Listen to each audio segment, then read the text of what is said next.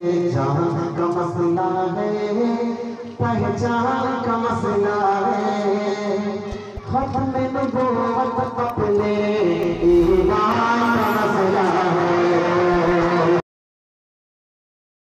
والسلام على سيد الأنبياء والمرسلين وعلى آله وأصحابه أجمعين، أما بعد، فقد قال الله تبارك وتعالى في كلامه المجيد والفرقان الحميد: فأعوذ بالله من الشيطان الرجيم، بسم الله الرحمن الرحيم، يا أيها الذين آمنوا قوا أنفسكم وأهليكم نارا وقودها الناس والحجارة، وقال النبي صلى الله عليه وسلم: خيركم من تعلم القرآن وعلمه، أو كما قال عليه الصلاة والسلام۔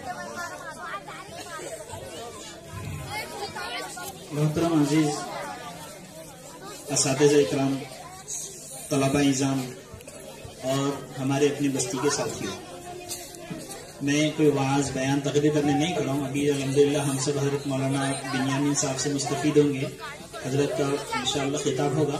میں صرف مختصر سا تعارف کرانے کے لیے کھڑا ہوں۔ سب سے پہلے ہم اللہ رب العزت کا شکر ادا کریں کہ اللہ تبارک و تعالیٰ نے ہماری اپنی بستی کو، اڑنگاؤں کو، دو ایسے الحمدللہ اداروں کے درمیان میں رکھا ہے جو پوری توجہ کے ساتھ ہمارے اوپر محنتوں میں لگے ہوئے ہیں۔ ادھر بائیں سائڈ سے مدرسہ روح الاسلام جو الحمدللہ کئی سالوں سے ہماری نگرانی کر رہے ہیں، اور دائیں سائڈ سے مدرسہ ریاض العلوم انواع جو ہم سب کا مادر علمی ہے۔ اللہ پاک جزائے خیر دے حضرت مولانا وستانوی صاحب کو اور یہ سب مدارس میں محنت کرنے والے علماء اکرام کو کہ انہوں نے محنتیں کی اور ہم جیسے پھل آپ کے سامنے پیش کیے۔ میں بھی جو ہے تو مدرسہ ریاض العلوم انواع کا طالب علم ہوں۔ حضرت مفتی صابر صاحب بھی جو ہے تو مدرسہ روح الاسلام کی ابتدائی تعلیم ہو کر ریاض العلوم سے فراغت حاصل کی۔ اسی طرح سے اپنے جو سلوڑ کے اطراف اور اکناف میں زیادہ تر علماء کا جو عملہ آپ کو ملے گا وہ انہی دو مدارس کے زیادہ طلبہ ملے گا۔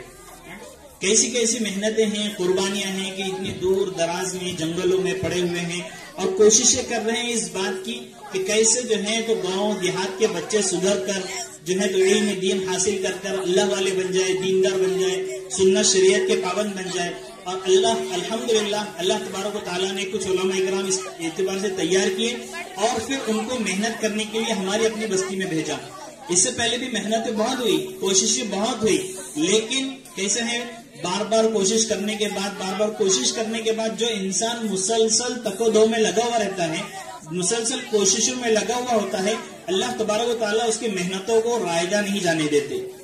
اس سے پہلے بھی مکتب کا نظام شروع ہوا، لیکن کچھ حالات کی بنیاد پر وہ نظام درہم برہم ہو گیا، پھر دوبارہ شروع کیا گیا۔ ہمتیں نہیں ہارے، الحمدللہ بستی والوں نے بھی ہمت نہیں ہارے، محنت کرنے والوں نے بھی ہمتیں نہیں ہارے، اور دوبارہ سے حضرت مفتی صابر صاحب کا یہاں پر تقرر ہوا۔ دوبارہ داخلے کے وقت آپ کو یہ کہا گیا کہ ابھی ہم آپ کو بتا رہے ہیں کہ آپ کے بچے قرآن پاک پڑھیں گے، حدیث پڑھیں گے، عقائد پڑھیں گے، مسائل پڑھیں گے، نماز پڑھیں گے، دعا سنت پڑھیں گے، ساری چیزیں آپ کو زبانی بتائی گئی تھی۔ لیکن آج جب سیمائی جلسہ ہو گیا تو وہی ساری چیزیں جو آج سے 3 مہینے پہلے آپ نے زبانی سنے تھے، آج اس کو پریکٹیکل دیکھ لیا کہ آپ ہی کے بچے، اپنی بستی کے بچے، اپنے آپس کے اپنے درمیان میں رہنے والے بچے جو 3 مہینے پہلے کچھ نہیں جانتے تھے، 3 مہینے پہلے طالبین کے بعد کی دعا نہیں معلوم تھی، ان کو 3 مہینے پہلے جو ہے تو کلمہ شہادت کس کو کہتے نہیں معلوم تھا، لیکن محنتیں ہوئی اور ان کے اوپر مسلسل جو ہے تو ایک نظام بنایا گیا جو الحمدللہ ادارہ فیض عالمگیر کا ایک منظم طریقہ کار ہے۔ ایک منظم ادارہ فیض عالمگیر کو جو مکاتب کی تحریک ہے اس کو نام ہی دیا گیا تحریک منظم مکاتب، جس کا الحمدللہ پورے اورنگ آباد ضلع میں 85 مکاتب چلتے ہیں، اورنگ آباد شہر میں، سلوڑ میں، اسی طرح اپنے اطراف و اکناف میں ساری چیزیں۔ تقریباً 18,000 بچے پڑھ رہے ہیں، اس میں بھی الحمدللہ اپنا ایک گاؤں کا مکتب بھی شامل ہوا، اور پھر یہاں پر محنتیں ہوئی تو اصل میں محترم بزرگ دوستوں کب سے علماء اکرام یہاں پر بیٹھ کر آبزرو کر رہے ہیں، دیکھ رہے ہیں کہ بچے پڑھ رہے ہیں، آپ کی طرف سے انعام آ رہا ہے، بچے پڑھ رہے ہیں، الحمدللہ آپ حوصلہ افزائی کر رہے ہیں، بہت اچھی بات ہے، حوصلہ افزائی کرنا بھی چاہیے، ہے نا۔ لیکن سب سے زیادہ حوصلہ افزائی اس وقت جو ہونا چاہیے وہ علماء اکرام کی ہونا چاہیے، ان کے اساتذہ اکرام کی ہونا چاہیے، کیونکہ اصل میں یہ بچے تو بالکل کورے پتھر تھے، ان کو تراش کر ان کے اساتذہ نے جو تراشنے کے لیے محنتیں کی، جو اپنا خون پسینہ لگایا، ایک ایک حرف سمجھانے کے لیے کبھی بورڈ پر لکھاتے، کبھی کاپی میں لکھاتے، کبھی کھڑے ہو کر سمجھاتے، کبھی بیٹھ کر سمجھاتے، کبھی بچے کو اپنے پاس بلا کر سمجھاتے، یعنی اس بات کی مسلسل کوشش کرتے رہتے کہ بھئی کسی طرح سے میرے پاس پڑھنے والا بچہ سمجھ جائے اور یہ قرآن پاک کی تعلیم کو صحیح طریقے سے حاصل کرنے والا بن جائے۔ مسلسل انہوں نے محنتیں کی، کوششیں کی۔ میرے محترم بزرگوں دوستوں، ہم دیکھتے ہیں کہ ہم سب جو ہیں تو ایک گاؤں سے تعلق رکھنے والے، کھیتی سے ہم سب کا تعلق ہے۔ ہم کو کھیت میں اگر ایک بیج بونا ہے، ہم کو کھیت میں اگر کوئی فصل بونا ہے تو اس کے پیچھے نہ دھوپ دیکھی جاتی ہے، نہ بارش دیکھی جاتی ہے، نہ دن دیکھا جاتا ہے، نہ رات دیکھی جاتی ہے۔ جس وقت ہم کو اسباب مہیا ہو، جس وقت ہم کو جو ہے تو جو کام کرنا پڑے، ہم اس کے پیچھے رات دن محنت کرتے ہیں، تب جا کے 3 مہینے کے بعد 4 مہینے کے بعد ہم کو ایک فصل کھڑی ہوئی نظر آتی ہے نا، اور ہم کو اس سے امید لگی ہوئی رہتی ہے کہ اب اس فصل سے میرے کو کچھ دنیا کا فائدہ ہوگا، اس فصل سے میرے دنیا کے اخراجات پورے ہوگے، میرے قرضے اتریں گے، میرے مالی حالات تھوڑی مضبوط ہوگی، میں فلاں کام کر لوں گا، میں بیٹی کی شادی کر لوں گا، میں گھر بنا لوں گا، XYZ جو بھی اس کے نظریات رہتے، جو بھی اس کی ضروریات رہتی وہ پوری ہوتی۔ کب؟ جب وہ جو ہے تو اس کھیتی میں رات و دن محنت کرتا ہے۔ تو میرے محترم بزرگ دوستو، یہ بچے جو ہے نا، ان کے اوپر بھی اسی انداز میں محنت کی جاتی ہے۔ کبھی آپ نے تعلیمی اوقات میں آ کر دیکھا ہے کہ استاد کتنی محنت کر رہے ہیں، کتنی محنت سے پڑھا رہے ہیں، کہ استاد کے ان کے پیچھے کتنا خون پسینہ لگا ہوا ہے۔ خود ایک باپ ہونے کے باوجود آپ کو نہیں معلوم آپ کا بچہ کیا پڑھ رہا ہے، ایک ماں ہونے کے باوجود آپ کو نہیں معلوم آپ کا بچہ کیا پڑھ رہا ہے، لیکن استاد اس کی ہر حرکت سے واقف ہے۔ استاد کے دل میں صرف یہی بات لگی ہوئی ہے کہ بس میرا بچہ کسی طرح سے سنتوں کا اہتمام کرنے والا بن جائے، کسی طرح سے قرآن پاک کو صحیح پڑھنے والا بن جائے، کس طرح سے پورے مسائل سے واقف ہو جائے، تاکہ یہ میرا بچہ جو ہے تو مستقبل میں چاہے وہ دنیا کے کسی شعبے میں جائے، وہ ڈاکٹر بنے، انجینئر بنے، وکیل بنے، IAS آفیسر بنے، IPS آفیسر بنے، کچھ بنے، لیکن پہلے میرا بچہ ایمان والا بن جائے۔ یہ محنتیں ہو رہی ہیں تو قابل مبارکباد ہیں یہاں کے اساتذہ اکرام۔ میں تو بہت بہت دل کی گہرائیوں سے ان کو مبارکباد دوں گا کہ اللہ تبارک و تعالیٰ تمام علماء اکرام کی محنتوں کو قبول فرمائے اور اس مکتب کو تا قیامت چلنے کے فیصلے فرمائے۔ تو اس میں سب سے بنیادی چیز میں یہ کہوں گا کہ ہم جو ہے تو مکتب کے کام میں ساتھ دیں، مکتب کے کام میں ہم معاونت کریں، ایک دوسرے کو لے کر چلیں، ہم غلطیوں پر نگاہ نہ رکھیں، ہم اچھائیوں پر نگاہ رکھیں۔ ہم یہ دیکھیں کہ بھئی مکتب میں جو کام ہو رہا ہے ہم اپنی صفت مکھی جیسی نہ بنائیں۔ مکھی کیا کرتی ہے معلوم؟ پوری باڈی اچھی ہوتی ہے، خوشبودار ہوتی ہے، اس پر نہیں بیٹھتی، لیکن کہیں زخم لگا ہوا ہے نا اس کے اوپر بیٹھتی جاتا ہے۔ اس کو حالانکہ معلوم ہے پورا بڑا بدن جو ہے تو اچھا ہے، پورا بدن جو ہے تو عطردار ہے، خوشبودار ہے، صاف ستھرے کپڑے پہنے ہوئے، وہ وہاں نہیں بیٹھے گی، وہ جا کر زخم پہ بیٹھے گی اور وہاں پر کورے دیں گی۔ تو ہم جو ہیں تو 1000 اچھائیوں کو نظر انداز کر کر ایک برائی کو سامنے لا کر اس کو ابھارے نہیں، 1000 اچھائیوں کو نظر انداز کر کر کسی ایک برائی کو پکڑ کر ہم اس کو یہ کوشش نہ کریں کسی طرح سے میں جو ہے تو اس مکتب کو فلاپ کر دوں۔ یاد رکھیے، اگر ہم کوئی اچھا کام کر سکتے ہیں تو یقیناً اس کی معاونت کرے، اس کا ساتھ دے۔ دیکھو ساتھ دینے میں ہے نا، ایک تو تعاون ہوتا ہے اپنی جان کے ساتھ کہ بھئی مکتب کے فلاں ضرورت ہے، صاف صفائی ہے، تپائیاں ہیں، چٹائی بچھانا ہے، یہ کام ہے، ہم پیسے نہیں لگا سکتے تو اس میں تو ساتھ دے سکتے نا۔ ہم ایک 10 منٹ 15 فجر میں آ رہے ہیں، ہم چٹائی بچھا کر چلے جائیں، فجر میں آ رہے ہیں ہم بینچ لگا کر چلے جائیں، یہ تو کر سکتے نا۔ جو احباب مالی تعاون کر سکتے ہیں، دیکھیں ضروریات ہر ایک کے پیچھے لگی ہوئی ہے، اور دین کا کام ہم یہ سمجھتے ہیں کہ دین کا کام علماء نے فری میں کرنا چاہیے، نہیں میرے محترم بزرگ دوست، مسجد بنانا بھی دین کا کام ہے، لیکن ہم نے کبھی یہ سوچا ہے کہ چلو مستریوں کو ہم مزدوری نہیں دیں گے، انجینئر پلان کرنے والے کو ہم مزدوری نہیں دیں گے، کسی سے زمین خریدی جائے تو ہم اس کو پیمنٹ نہیں دیں گے کیونکہ وہ دین کا کام کر رہے ہیں۔ ہم زمین خریدنے کے لیے پیمنٹ دیتے ہیں، ہم مسجد بنانے کے لیے خرچہ کرتے ہیں، مزدور تعمیری کام کرنے کے لیے خرچہ کرتے ہیں، اور جہاں امام صاحب موزن صاحب کی بات آتی ہے ہمارے نظریات تنگ ہو جاتے ہیں،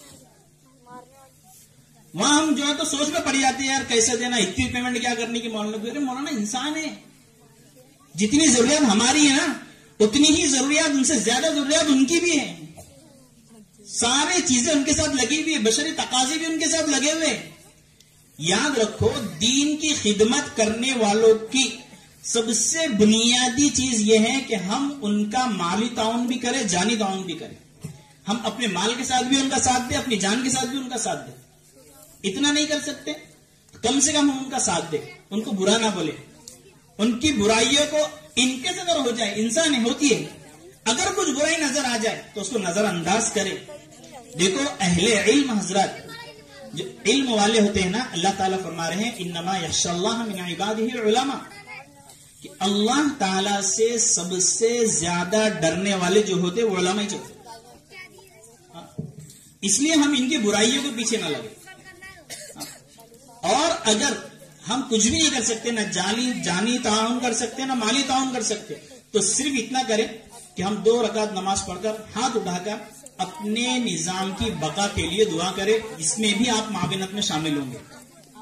کم سے کم آخری درجے میں اتنا کام کریں. دیکھیے محترم بزرگ دوستو، کسی بھی نظام کو بنانے کے لیے زندگیاں لگ جاتی ہیں، زندگیاں لگتی ہیں، لیکن بگاڑنے کے لیے وقت نہیں لگتا ہے. کسی نظام کو درہم برہم کرنے کے لیے وقت نہیں لگتا ہے.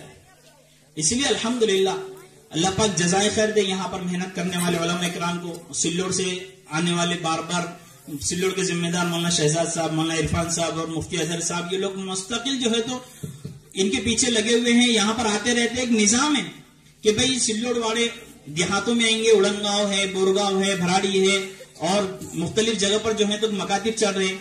اورنگ آباد سے جو نظام چل رہا ہے وہ سلوڑ میں آتے رہیں گے، وہاں پر وہ نظام دیکھتے رہیں گے. ابھی الحمدللہ مسابقات کا نظام ہے، اپنے پاس ایک پورا سسٹم ہے. جو منظم مکاتب ہے نا، تحریک منظم مکاتب جو نام دیا گیا ہے، اس میں یہ منظم ہے.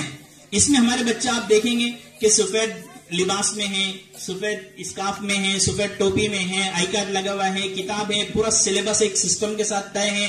ایک سال میں آپ کے بچوں کو اتنا پڑھنا ہے تو اتنا ہی پڑھنا ہے. دوسرے سال میں دوسری جماعت میں جانا ہے تو اس کے لیے ششماہی ایگزام دینا ہے، سالانہ امتحان دینا ہے. یہ ساری چیزیں الحمدللہ منظم مکاتب میں آتی ہیں. یہاں پر شروع ہوا ہے، اللہ کا احسان ہے. اللہ پاک ہماری اس محنتوں کو قبول فرمائے، ہماری بستی کو نظر بد سے بچائے، اور اللہ پاک ہمارے اکابرین کا تادیر ہمارے اوپر سایہ قائم رکھے. اور میں جو ہے تو بہت دل کی گہرائیوں سے مبارکباد دوں گا ہمارے دونوں مدارس کے نظام اکرام کو کہ اللہ پاک ہماری اس مختصر سی دعوت پر ان اکابرین نے یہاں تک آنے کی محنت کی، کوشش کی اور یہاں تک پہنچے، ہمارے درمیان میں حاضر ہے. اللہ پاک ان کے آنے کو بھی قبول فرمائے اور ان کی قدموں کی برکت سے اللہ تبارک و تعالی ہماری بستی سے خرافات اور ہماری بستی سے ختم سارے جو ہیں تو دین کو زندہ فرمائے. اللہ پاک ہماری بستی میں جو ہے تو دین کو قائم و دائم فرمائے اور صحیح سمجھ کے ساتھ ہم سب کو کام کرنے کی توفیق عطا فرمائے. تو میں آخر میں سب سے اہم بات یہ کہوں گا کہ بھئی الحمدللہ دیکھو کہ ہم سب نے مل کر، بچے جب پروگرام پیش کر رہے تھے تو سب نے مل کر بہت اچھا بچوں کی حوصلہ افزائی کی. یقیناً ہونا چاہیے ہم گھر میں بھی بچوں کی اسی طرح حوصلہ افزائی کریں.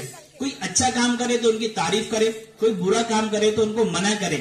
اور اگر بچے جو مکتب میں تعلیم حاصل کر رہے ہیں ان کو گھر پر لے کر بیٹھے اور وقتاً فوقتاً ان کے اساتذہ اکرام کی حوصلہ افزائی بھی کرے.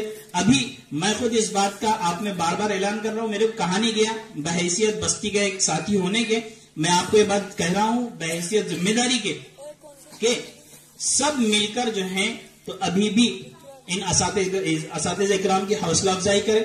میں خود اس بات کا اعلان کچھ فخریہ نہیں کر رہا ہوں، پہل کر رہا ہوں ہماری بستی کی طرف سے کہ میرے طرف سے انشاءاللہ اساتذہ اکرام کو 1000 روپے کا میں انعام دیتا ہوں. سلوڑ کے تمام نظام اکرام کی طرف سے 1000 روپے کے نام. دیکھو علماء اکرام الحمدللہ اس قدم میں اقدام کر رہے ہیں، یہ ہمارے لیے بہت بڑی بات ہے. اس لیے میں بستی والے ساتھیوں سے بھی درخواست کروں گا کہ ان اساتذہ اکرام کی حوصلہ افزائی کرے، ان کا ساتھ دے، ان کی معاونت کرے. ہمارے یوسف بھائی کی طرف سے بھی انشاءاللہ 500 روپے دیے. اللہ تبارک و تعالی ان اساتذہ اکرام کی حوصلہ